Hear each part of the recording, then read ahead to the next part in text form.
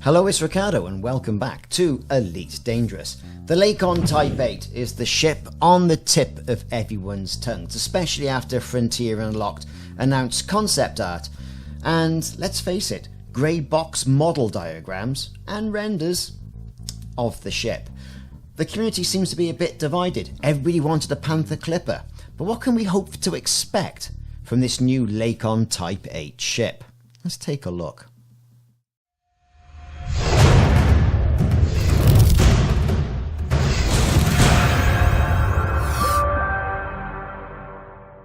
Our first look at the new Lakon Type-8 ship was introduced to us on Frontier Live on the 29th of May 2024. Now, as they say, it's a variant, but as the community managers were saying, it's not really, it's a completely new ship, and that they would get in trouble for that. But you can totally see that it is a new ship, something that's going to be being designed from the ground up. It looks like nothing else that's been put into Elite Dangerous. Frontier Development, as we know, the makers of Elite Dangerous, haven't released all the details of the Type-8 yet, but you can certainly see a couple of items there that can allude to what it's going to be doing. And the information we know so far is that it's a freighter, or as they said, a transporter.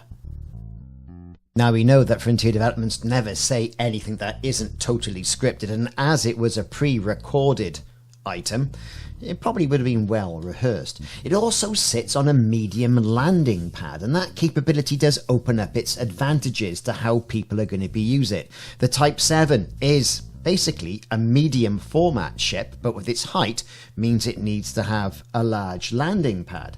It's one of the biggest advantages that the Type 8 can probably have, that it's going to be able to land on those medium pads despite its size.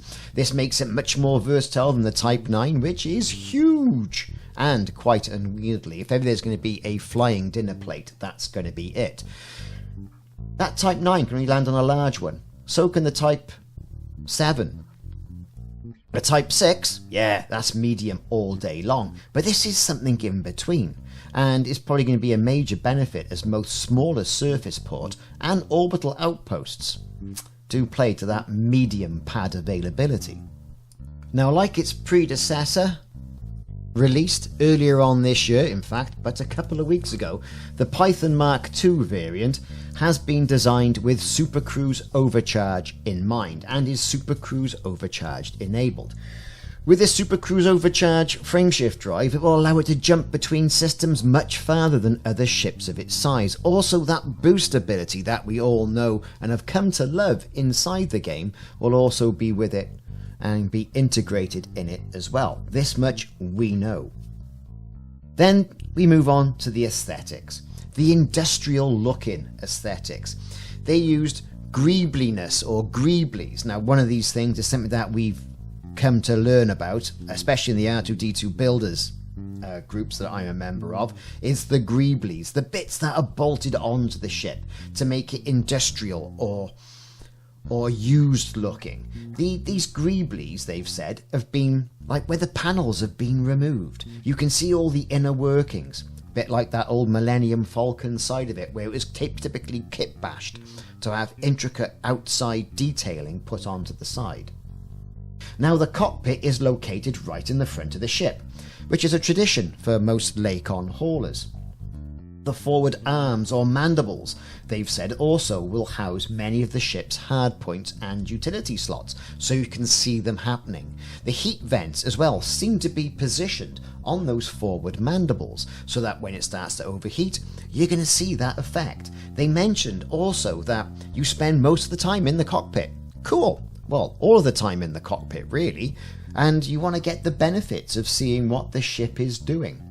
Now, these are the details that have been typically confirmed. What else can we look at the pictures that we've been given? Even the fact that they're artist pictures, to make a few more assumptions. Now, this raw grey model diagram indicates the fact the weapons, of which we can see 4 weapons front-facing, are around the cockpit area and not on the top of the ship, which will go along with what they said about, people being able to see the animations of the weapons, of the hard points as they're flying.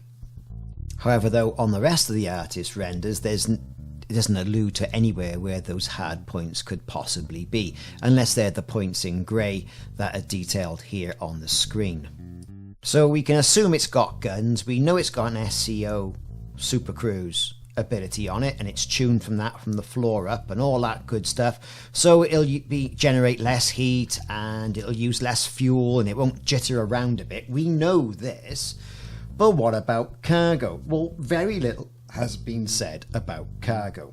Very little. But to make it competitive with the Python Mark 1, it really needs to trump the Python Mark 1 in cargo carrying capacity.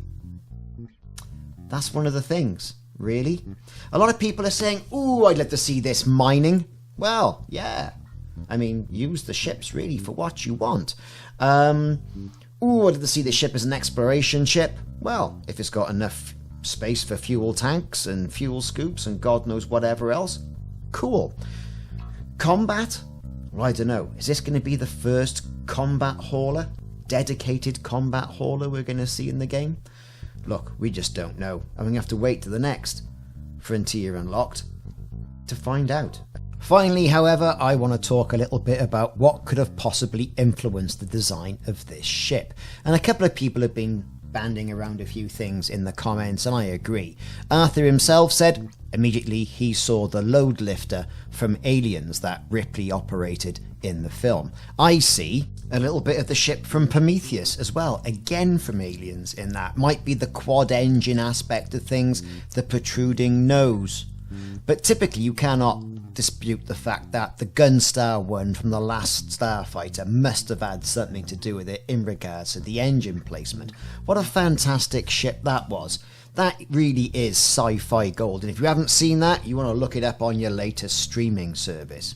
So that's kind of the engines we kind of spoken about, that sort of aspect and the industrial aspect of it. With Greeblies, we've mentioned it before, Millennium Falcon, Greeblies all over that thing. Totally, Star Wars has got a very used universe. You look at the Mouldy Crow as well from Dark Forces, Kyle Katarn's ship. Again, Greeblies, same sort of colour. The Ebon Hawk from the Old Republic point and click game as well, I think, has definitely got something there, what with the protruding mandibles and gap at the front. But somehow I also see Nell from Battle Beyond the Stars. Anyway, this is what it said to me when I first saw it. It may say something completely different to you. What do you think of the new Lakon Type-8? If you're still with me, let me know in the comments. I'd love to hear what you've got to say. Will you be buying it? Will you be having it? Will you be having it early access? I really want to know. Are you impressed or not? Anyway, I've been Ricardo. Thanks very much for watching. I'll see you soon.